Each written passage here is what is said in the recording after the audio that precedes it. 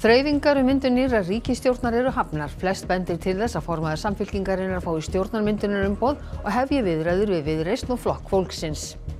Við erum bestar, við unnum þessar kosningar áfram veginn. Formaður Vinstri grænna segir rétt að skoða hugmyndir sameiningu vinstriflokka til að tryggja rödd þeirra á Alþingi. Flokkurinn hyggur á endurskipulagningu. Joe Biden Bandaríkjaforseti hefur náð að Hunter son sinn en til stóð að dæma hann síðar í mánuðinum. Biden er þriðji Bandaríkjaforseti sögunnar sem náðar náin ættingja. Stórar íshellur hafa hlaðist upp í Ölfusá og rennsli nær stöðvast.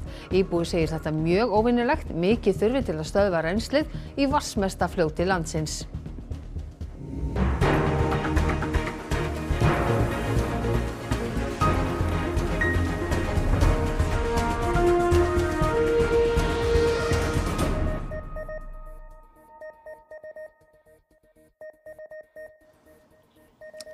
Komiði sæl. Halla Tómasdóttir forseti Íslands boðaði alla formið þeirra stjórnmálaflokka sem fengu sæti á Alþingi í kosningunum á laugardaginn til fundar á Bessastöðum í dag, einn í einu. Fyrst kom Kristrún Frostadóttir formaður Samfylkingarinnar og svo hinir koll af kolli fram eftir degi.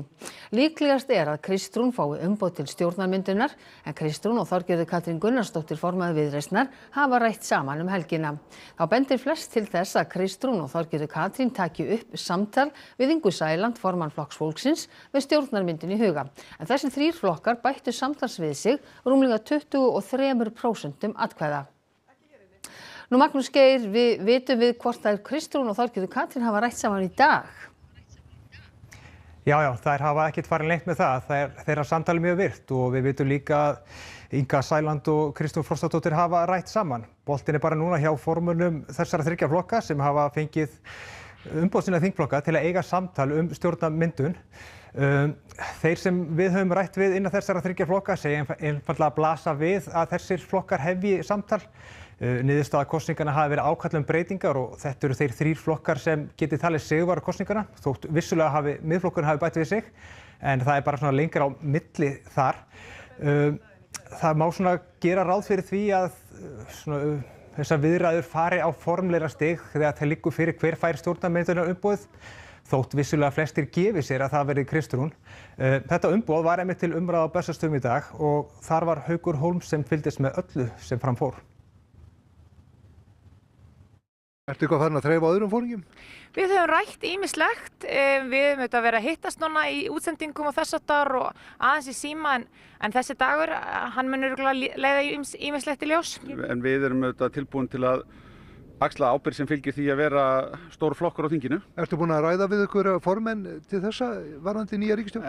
Ég ætla að hitta þingflokki minn næst, þannig að við erum ekki komin í neitt alvöru samtal næstar. Kemurðu með einhverjar sérstaka tillögur eða hugmyndir á fund forseta svona í morgunsárið? Já, ég geri það.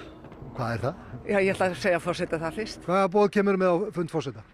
Ég er nú bara að bíða eftir í hvað hún hefur að segja við mig þegar hún sem bauð mér. Mér finnst ekkert óeðlilegt að forsetinn biðji Kristrúnu að spreyta sig fyrst, enda bætti Samfylkingin verulega við sig og mældist stærsti flokkurinn. Sýnist svona niðurstöður kosninganna að vera augljósar að menn vilji fá Samfylkingu, Viðreisn og Flokk fólksins í ríkisstjórn. Fundirnir með forseta stóðu í tæpa klukkustund hver og að þeim loknum sögðu formennirnir þetta. Fannst þér skynja að umboðið væri kannski helst á leiðin til þín? Við erum auðvitað bara þeim stað núna að forseta eftir að ræða við alla formenn og taka stöðuna í hópnum. Hún áttar sig alveg á stöðunni, alveg eins og ég, að það er skýrt ákall þessar breytingar en við erum líka að leyfa þessum samtölum eiga sér stað, mér finnst það bara mjög eðlilegt. En við ræddum samt sem áður þessa niðurstöðu kosningana og möguleikan í stöðunni og það var bara að gagna því fyrir okkur bæði held ég. Já, mín skilaboð til forseta voru að Kristrún ætti að fá umboðið, stjórnarmyndun umboðið. Ætlið þið að fara saman í bandalagi þá í að reyna að mynda ríkisstjórn, þið Kristrún? Já, samband okkar Kristrún er mjög gott, já. Við ætlum að reyna vonandi að mynda sterka og samhenta ríkisstjórn. Með hverjum þriðja þá? Já, bara það kemur í ljós í dag. Ég treysti Kristrúnu fullkomlega og ég held að sagan okkar segi það nú einfaldlega að sá sem sigrar kosningarnar og það gerði Samfylkingin algjörlega óumdeilt. Ég nefndi að ég teldi mig geta náð fólki saman í stjórn en sýndi því skilning og teldi það eðlilegt ef hún ætlaði að byrja á því að fela formanni stærsta flokksins stjórnarmyndunar umbúðið. Mínum huga nokkuð skýrt að ákall þjóðarinnar að Samfylking, Viðreisn og Flokkur fólksins lagi allt sem að aflaga fer. Svona lauk fundarlótinni hér á Bessastöðum í dag. Í framhaldinu taka síðan við vantarlega fundir milli einhverra þeirra sem gengu á fund forsetans í dag. En Magnús Geir, eru einhver tíðindi af þessum fundum sem Haukur nefnir? Nei, í sjálfu sér ekki. Þingflokkur Sjálfstæðisflokksins kom saman í fyrsta sinn hérna laust eftir hádegi. Þar var fyrst og fremst verið að bjóða 4 nýja þingmenn flokksins velkomna og svo bara meta stöðuna sem uppi. Sjálfstæðismenn vita sem að þeir eru ekki fyrsti kostur þess sem fær stjórnarmyndun umboðið. Þannig að þeir geta lítið annað gert en að bíða átekta. Við ræddum stuttlega við Hildi Sverrisdóttur sem var þingflokksformaður flokksins á síðasta kjörtímabili og tókum hana að tala eftir fund. Það algjörlega augljóst að eins og það bara verið að gerast út allan heim að ríkisstjórnarflokkunum svona svolítið refsað en við höldum sjó.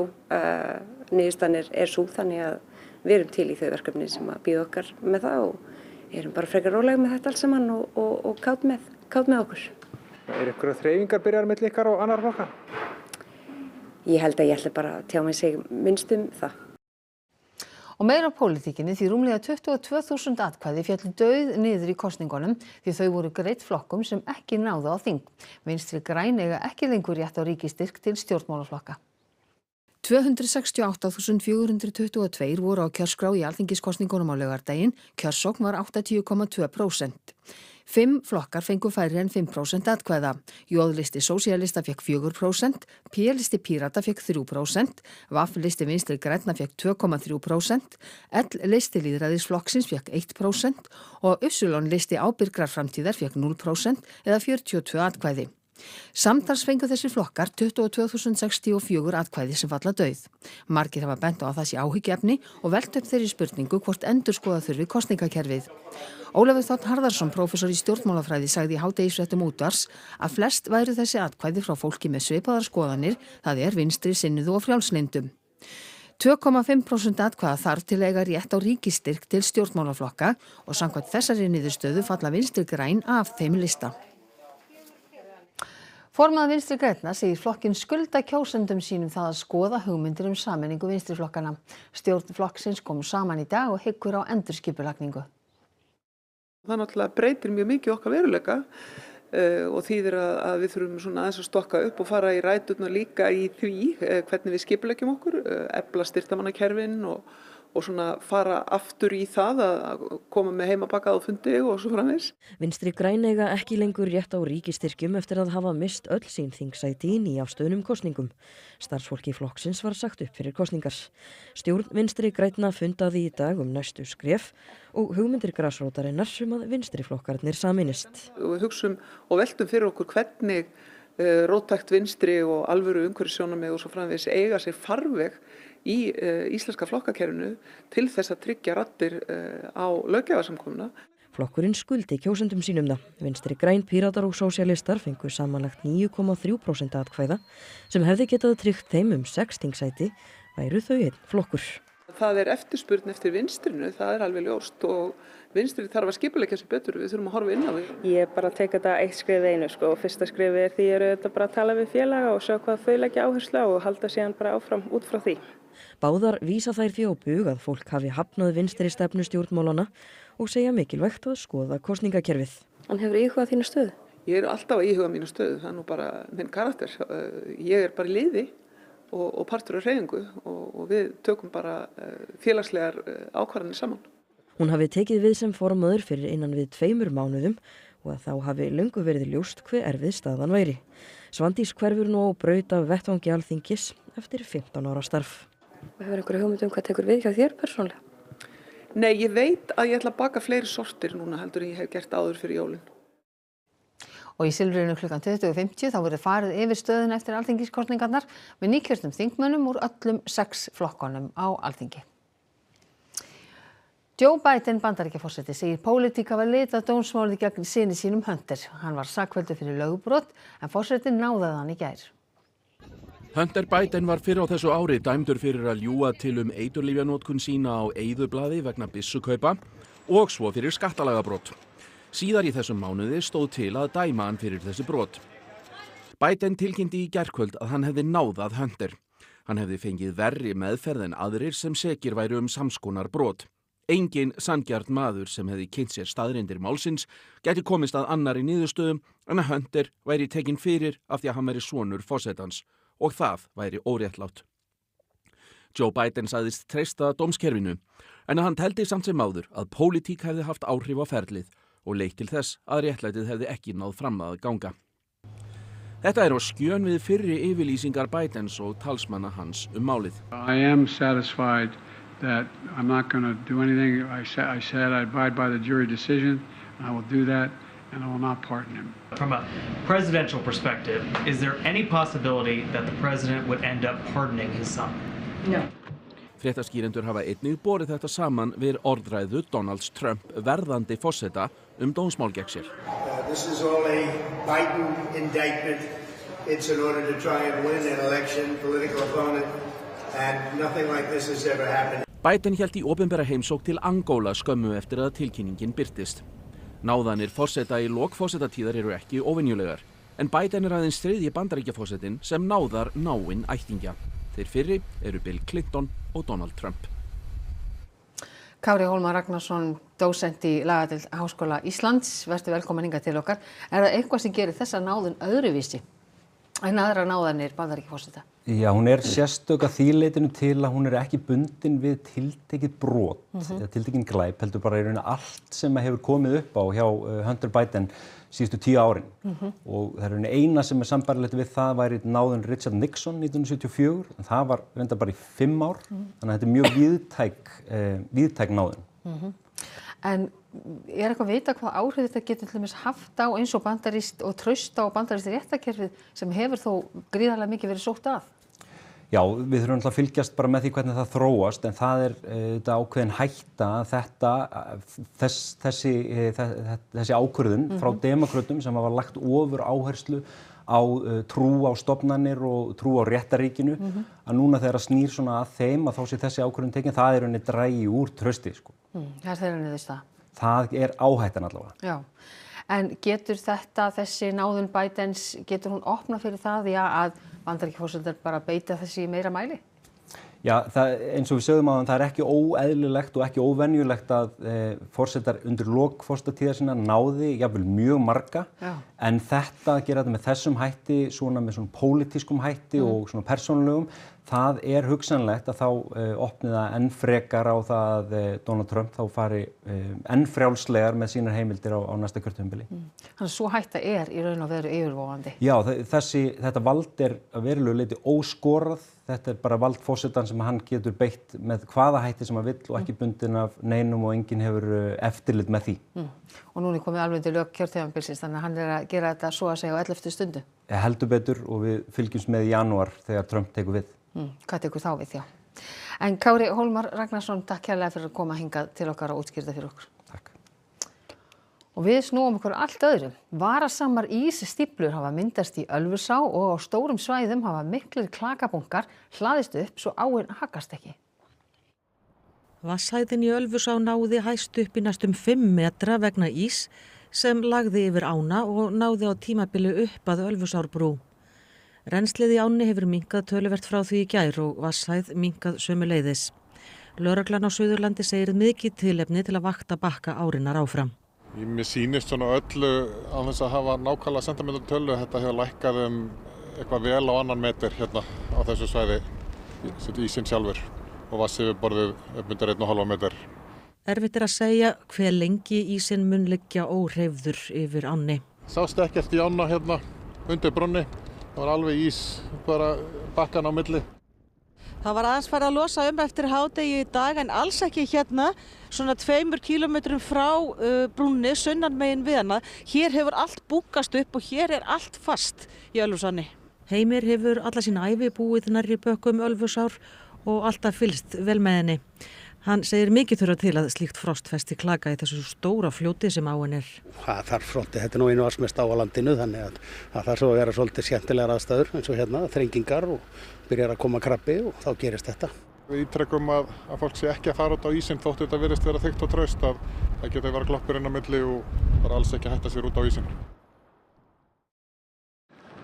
Og Og Linda Blöndal fréttamaður ennþá úti í kuldanum en það gekk mikið hríð við suðvesturhornið núna í dag og mér sýnist ekkert vera að rofa til eða hvað, Linda? Nei, Jóhanna, það sko ekki verið að rofa til. Það rok og rigning, það nú búið að vera valla stælt hérna á Reykjanesbrautinni og svo lúmsk hálka líka. Ekki mikil umferð hér, það svona koma kaflar þar sem það nú bara engin umferð. Við vorum á Suðurlandinu og Selfossi í dag og þá var ennþá frost en svo fór þetta svona að láta sér kræla upp úr 3. Mér skilst að Hellisheiðin sé ennþá opin og þar fólk beðið að fara ekki á illa búnum bílum og þar mjög slæmt skyggni, það skafrenningur og þetta verður samkvæmt spánni lengur fram eftir kvöldi. En eins og ég sjáu það þá kannski mæli ekkert endilega með því að vera hérna úti á Reykjanesbrautinni. En þetta er bara veðrið í desember. Kveðjum hérna. Takk fyrir það, Linda Blöndal í brjáluðu veðri sýnist mér á Reykjanesbrautinni. En að öðru, réttarhöld sem talin verða því umfangsmestu við Alþjóðadómstólinn í Haag hófust í dag. Þar meta dómarar hvað ríkjum heims beri að gera til að sporna við loftslagsbreytingum og hjálpa þeim ríkjum sem eru hvað viðkvæmust fyrir þeim. Fulltrúar 100 ríkja og samtaka koma fyrir dóminn, þar á meðal fulltrúar Bandaríkjanna, Kína og Indlands. Smáríkið Vanuatu reið á vaðið í dag. Þar var stjórnvöld lýst yfir neyðarástandi vegna loftslagsbreytinga. Búist við ráðgefandi áliti dómstólsins í byrjun næsta árs. Augnlæknar búsettir í Svíþjóð geta nú skoðað augun í Austfirðingum í gegnum fullkominn fjarlækningabúnað. Þetta sparar ríkinu stórfé því áður þurfti að kaupa flugmiða til Reykjavíkur fyrir alla sem þurftu til augnlæknis á Austurlandi. Hjá Heilbrigðisstofnun Austurlands á Egilsstöðum tekur Lindsey á móti fólki. Hún ekki augnlæknir, heldur augnatæknir, sérþjálfuð á nýju fjarlækningatækin. Hún tekur á móti Kristínu sem fegin að þurfa ekki í langferð. Kosturinn við þetta að þurfa ekki að gera sér ferð reglulega til Reykjavíkur í eftirlit og það náttúrulega vinnutap. Það fyrir alltaf allavega 1 vinnudagur í þetta og hluti úr öðrum jafnvel og það ýmis kostnaður sem fellir til sko. Erfiðlega gekk að fá augnlækna til að koma austur en nú taka Bára Rós og Kristrún, augnlæknar í Svíþjóð, við myndum úr nýju tækjunum og koma líka reglulega til að skoða sjúklinga. Og auðvitað líka hægt að senda myndirnar til annara augnlækna. Tækin sem við notum nýjustu tækin á markaðnum í dag og til þess notum við að skoða augnbotnin, við erum að skoða sjóntaugina og við getum skoða sjónsvið. Það ekki alltaf nóg að skoða myndir, mjög oft það nóg og við fáum þær niðurstöður sem við þurfum. En í sumum tilfellum þá mikilvægt að geta skoðað sjúklinginn á staðnum og það gerum við þegar við komum reglulega til landsins. Þetta snýst ekki bara að spara ferðalög og ferðakostnað. Sumt eldra fólk treystir sér ekki í ferðalög og hefur farið á mis við augnskoðun í mörg ár. Það fólkið á hjúkrunarheimilunum. Þau treysta sér ekki til að fara suður í skoðun til augnlæknis og hafa þess vegna ekki farið í mörg ár. Þannig að það munar rosalega mikið fyrir þau að við séum hérna fyrir austan. Þetta mjög mikill munur fyrir fólk að geta sótt þjónustuna hér og svo sitjum við í Svíþjóð og getum dæmt þær myndir bæði fyrir glákusjúklinga, sykursýkisjúklinga og aðra augnsjúkdóma. Fjarlækningar náttúrulega algjör bylting og munu spara bæði ríkinu og sjúklingunum sjálfum mikla peninga og stórbæta þjónustuna fyrir fólkið hér fyrir austan. Og Bergsteinn, hvað ætlið þið að bjóða upp á í Kastljósi kvöldsins? Við ætlum að halda áfram að gera upp kosningarnar og eftirmál þeirra. Við ætlum að tala við Þórhildi Sunnu Ævarsdóttur hjá Pírötum og Sönnu Magdalenu Mörtudóttur hjá Sósíalistum. Píratar duttu að þingi svo VG helgina og Sósíalistar náðu ekki inn á þing og eru fulltrúar flokkar sem fengu 22.000 atkvæði samtals en engin falla dauði niður. Og svo í seinni hluta þáttar ætlum að fá Ólaf Þ. Harðarson, prófessor emeritus, til þess að rýna bæði þetta og svona annars bara í stöðunni í pólitíkinni þessa dagana. Spáði framtíðina í pólitíkinni hérna. Missum ekki því, takk fyrir það Bergsteinn og þá lítum við til veðurs. Suðaustan hríð gengur nú yfir landið og gular viðvaranir í gildi á sunnan- og vestanverðu landinu fram á nótt. Vegfarendum bent á að fylgjast með veðurspám og fréttum af færð. Í nótt og á morgun hreyfast skilin austur yfir land og það lægir. Skúrir eða él á víð og dreif en rigning eða slitta austan til og snjókoma til fjalla framan af morgundegi. En Hrafn Guðmundsson veðurfræðingur fer nánar yfir horfur næstu daga að loknum íþróttafréttum sem Óðinn Svan Óðinsson sér í kvöld. Íslenska kvennalandsliðið fótbolta lék í dag æfingaleik við Dani í Murcia á Spáni. Leikurinn er liður í undirbúningi liðsins fyrir Evrópumótið næsta sumar. Það ræðist annað kvöld hvort íslenska kvennalandsliðið í handbolta komist í milliriðil Evrópumótsins. Framundan er úrslitaleikur við stórlið Þýskalands. Og það er farið að draga til tíðinda á Evrópumótinu í handbolta. Íþróttir hér eftir skamma stund. Og þá ætlum við að rifja upp helstu atriði fréttatímans. Þreifingar myndun nýrrar ríkisstjórnar eru hafnar. Flest bendir til þess að formaður Samfylkingarinnar fái stjórnarmyndunarumboð og hefji viðræður við Viðreisn og Flokk fólksins. Formaður Vinstri grænna segir rétt að skoða hugmyndir sameiningu vinstriflokka til að tryggja rödd þeirra á Alþingi. Flokkurinn hyggur á endurskipulagningu. Joe Biden Bandaríkjaforseti hefur náð að Hunter son sinn en til stóð að dæma hann síðar í mánuðinum. Biden er þriðji Bandaríkjaforseti sögunnar sem náðar náinn ættingja. Stórar íshellur hafa hlaðist upp í Ölfusá og rennsli nær stöðvast. Íbúi segir þetta mjög óvenjulegt. Mikið þurfi til að stöðva rennslið í vatnsmesta fljóti landsins. Þessum fréttatíma er að ljúka og það komið að fréttum af íþróttum og veðri. Svo er það Kastljós og Silfrið hefst svo klukkan 20:50. Næstu fréttir eru í útvarpi og sjónvarpi klukkan 10 í kvöld og nýjustu fréttir má alltaf finna inn á RÚV.is. En við á fréttastofunni viljum að segja þetta gott að sinni. Verið sæl.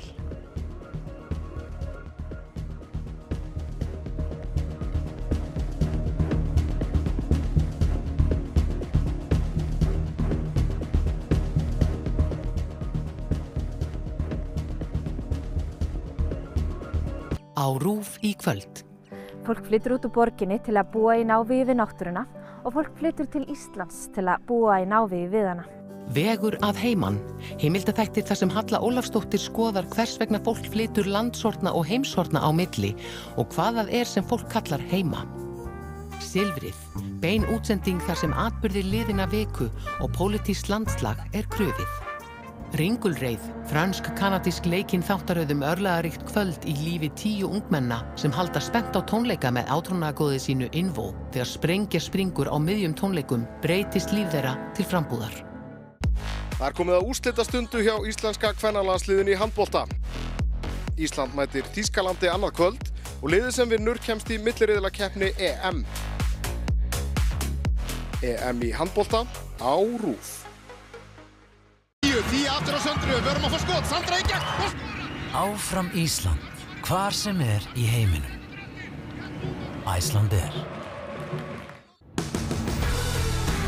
Íslenska landsliðið velur Ísey Skyr. Ísey Skyr er stoltur styrktaraðili stelpnanna okkar.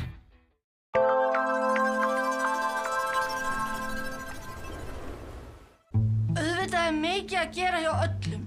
Ég skil það alveg.